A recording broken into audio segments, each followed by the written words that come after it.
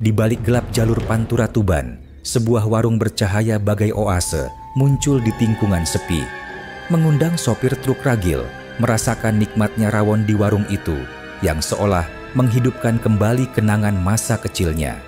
Namun, tiap sendok yang menenangkan justru mengikis sesuatu yang lebih berharga dari napas, jiwa.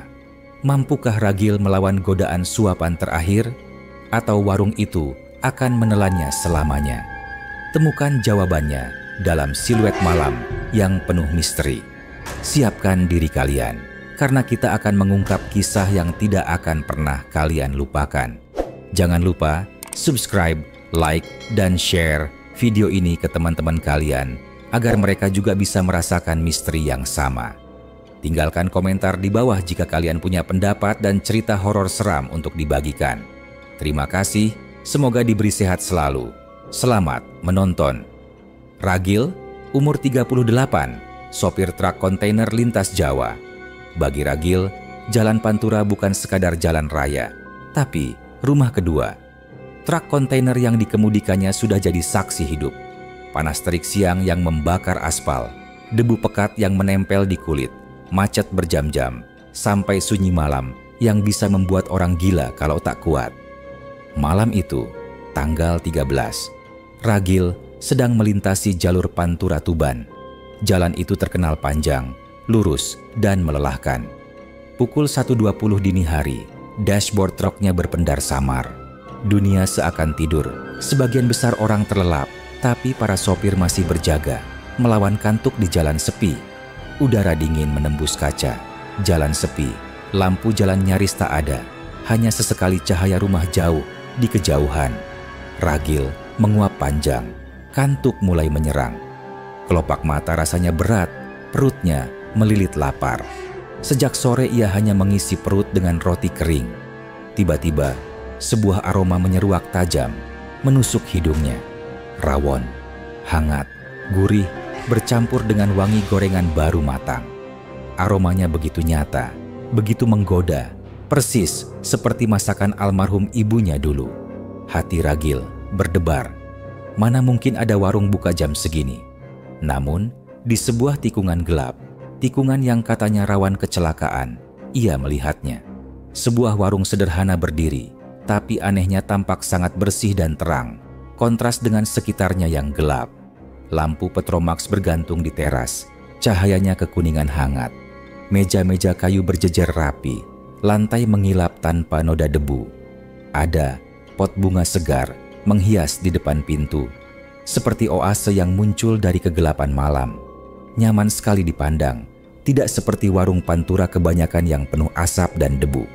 Di atas pintu, papan kayu tua tergantung tulisan samar, tapi masih bisa dibaca. Warung Mbok Sri. Ragil menepikan truk.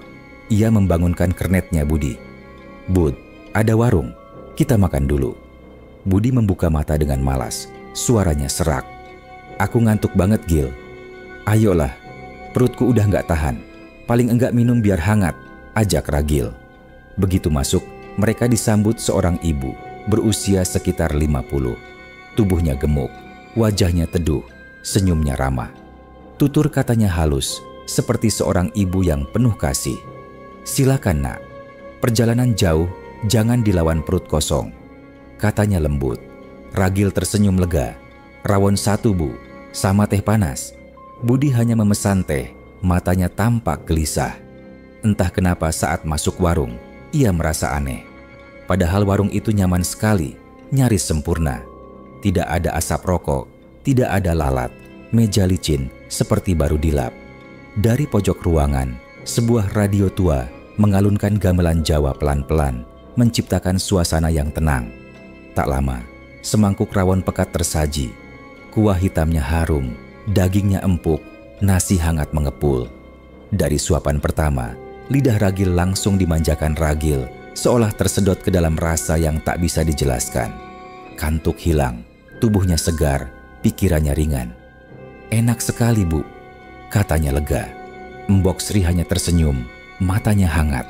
"Makan yang banyak, Nak, jalan masih jauh." Kemudian dia melihat Budi. "Kamu tidak minum tehnya, Nak, nanti keburu dingin." Budi semakin gelisah. Dia tidak menyentuh tehnya. Ada sesuatu dari senyum perempuan itu yang membuat perutnya mual. Ia mencoba membujuk Ragil untuk segera pergi, tapi Ragil seperti tak bisa berhenti. Ia tambah rawon lagi. Sendok demi sendok masuk ke mulutnya, meski perut jelas sudah penuh. "Gil, ayo kita cabut. Perasaanku nggak enak." "Ah, kamu gimana sih, Bud? Ini rawon bikin segar, bikin lupa capek. Seperti masakan rumah, tapi lebih dari itu, rasanya bikin tenang." Ragil melirik sekeliling.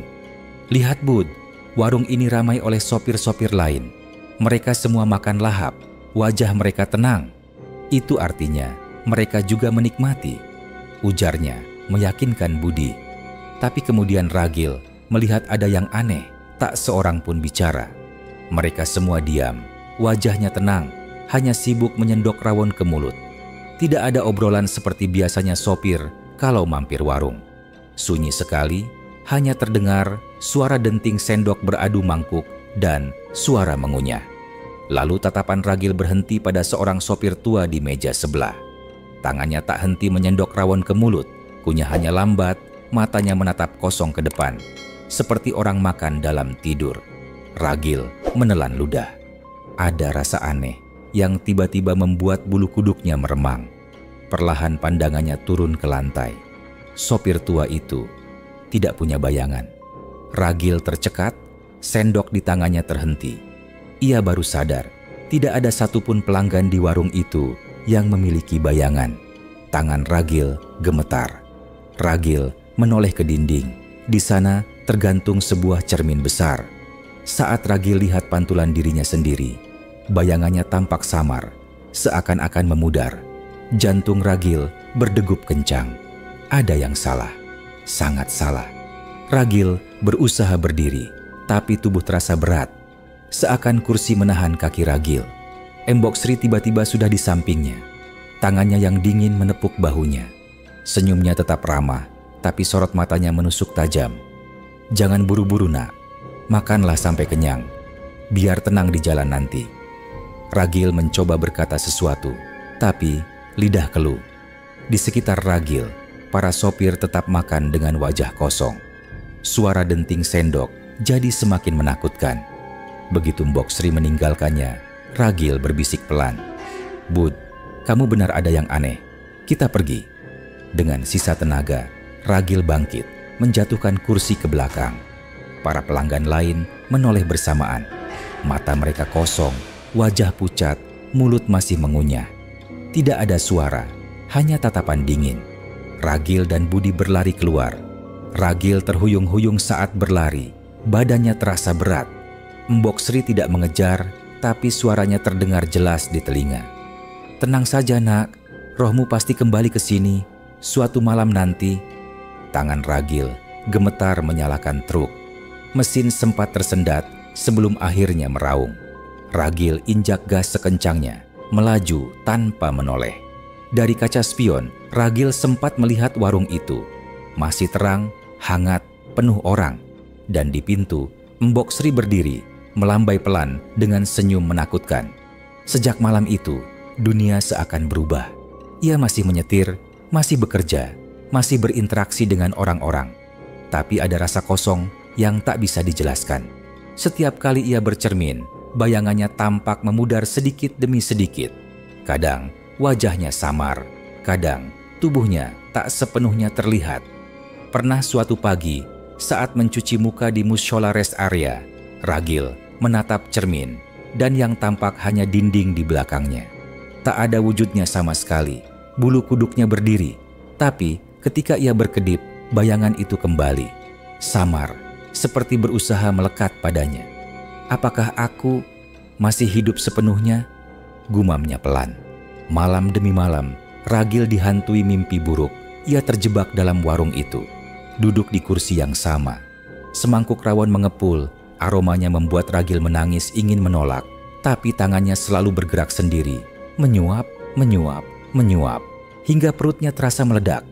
Dan setiap kali ia menoleh, Mbok Sri tersenyum makin lebar, matanya semakin hitam, tanpa bola mata. "Lihat, Nak, kau sudah jadi bagian keluarga warung ini. bisiknya lirih. Ragil sering terbangun dengan tubuh penuh keringat. Lidahnya masih terasa asin gurih kuah rawon. Bahkan beberapa kali ia memuntahkan sesuatu hitam pekat yang berbau seperti daging basi. Budi, kernetnya, mulai curiga. "Gil, kamu pucat banget. Badanmu kayak makin kurus. Jangan bilang kamu masih kepikiran warung itu?" Ragil hanya teriam, tak sanggup menceritakan lebih jauh. Karena ia tahu, siapapun bisa ikut ditarik masuk. Suatu malam di rest area Lamongan, Ragil bercerita pada seorang sopir tua bernama Pak Joyo. Begitu mendengar kata warung Mbok Sri, wajahnya langsung pucat. "Warung Mbok Sri?" Ia menelan ludah. "Nah, Mbok Sri sudah meninggal 20 tahun lalu. Mbok Sri dulu pemilik warung terkenal di Pantura. Tetapi ia ditabrak bus malam sekitar jam 1 dini hari, tepat di depan warungnya. Sejak itu, warungnya kosong. Tapi banyak yang bilang setiap jam 1 sampai jam 3 dini hari, warung itu muncul kembali. Masakannya bisa mencuri roh orang hidup. Orang desa sudah lama melarang siapapun berhenti di sana." Ragil tercekat. "Lalu, yang kemarin aku lihat?" Pak Joyo menatap Ragil lama, lalu berbisik lirih. "Itu bukan warung untuk orang hidup. Kau sudah mencicipi masakannya. Itu artinya sebagian rohmu sudah tertinggal di sana." Ragil gemetar. Dadanya terasa sesak. Napasnya menjadi berat. Setelah itu Ragil berusaha menghindari jalur Tuban. Tapi itu jalur yang tidak bisa dihindari, selalu ada trayek lewat sana. Dan setiap kali melewati daerah itu di malam hari, Ragil selalu mencium bau rawon yang menggoda, entah dari mana asalnya. Suatu malam, Ragil membawa truk sendiri. Budi kernetnya hari ini tidak bisa menemani. Entah bagaimana, truk Ragil berhenti tepat di depan warung Mbok Sri. Ragil benar-benar ditarik kembali ke warung itu. Ia tidak ingat kapan menepikan kendaraan, hanya tahu-tahu sudah di sana. Warung itu tampak lebih ramai daripada sebelumnya. Meja penuh, kursi semua terisi sopir dengan wajah pucat. Tidak ada suara selain sendok dan mangkuk. Mbok Sri menyambutnya dari pintu. Senyumnya manis, matanya teduh. "Kau kembali, nak. Seperti yang ibu bilang, rohmu memang tak bisa jauh dari sini." Tangan Ragil gemetar. Ragil melangkah masuk tanpa bisa menahan kaki. Duduk di kursi yang sama. Semangkuk rawon sudah menunggu, mengepul hangat. Ragil duduk kaku di depan mangkuk rawon. Tangannya sudah menggenggam sendok, tapi pikirannya berteriak menolak. Hanya butuh satu suapan lagi. Dan Ragil tahu rohnya akan habis. Mbok Sri melangkah mendekat, senyumnya semakin lebar. "Suapan terakhir, nak. Habis itu, kau tenang selamanya." Ragil menoleh ke cermin di dinding. Bayangannya hampir hilang seluruhnya. Air mata menetes. Ragil sadar, jika makan lagi, ia akan jadi seperti sopir-sopir lain, hidup tanpa jiwa, terjebak selamanya di warung itu. Para sopir di sekelilingnya mengunyah dengan wajah kosong. Di dalam hatinya, Ragil berdoa sekuat tenaga. Doa yang sejak kecil iajarkan ibunya. Doa perjalanan, doa perlindungan. Bibirnya gemetar, tapi perlahan berhasil melafalkan ayat-ayat pendek. Detik itu, sesuatu terjadi. Gamelan dari radio tua mendadak sumbang, seperti senar dipetik paksa. Cahaya lampu Petromax berkelip-kelip, nyaris padam. Beberapa sopir berhenti mengunyah, kepala mereka mendongak kaku. "Tolong, selamatkan aku. Jangan biarkan aku hilang di sini." Mbok Sri mendesis. "Doa tidak akan menyelamatkanmu, nak." Namun tatapannya berubah sesaat, seolah silau oleh cahaya samar dari tubuh Ragil. Tiba-tiba, suara keras membelah malam. Klakson truk panjang meraung-raung di luar warung. Ragil menoleh. Dari jendela warung, ia melihat lampu sorot truk menyalakan jalannya. Seorang sopir tua berdiri di atas truk itu. Pak Joyo. Matanya tajam, wajahnya pucat tapi penuh tekad. "Gil, lari sekarang!" teriaknya. Ragil terkejut, tapi tubuhnya seolah diberi tenaga baru. Ia membanting sendok, menjatuhkan mangkuk rawon ke lantai. Kuah hitam meluber, berbau busuk seperti bangkai. Para sopir menjerit bersamaan, suara mereka seperti ribuan mulut mengaum. Mbok Sri meraung marah. Wajahnya berubah, kulitnya pucat kelabu, matanya hitam, penuh rongga.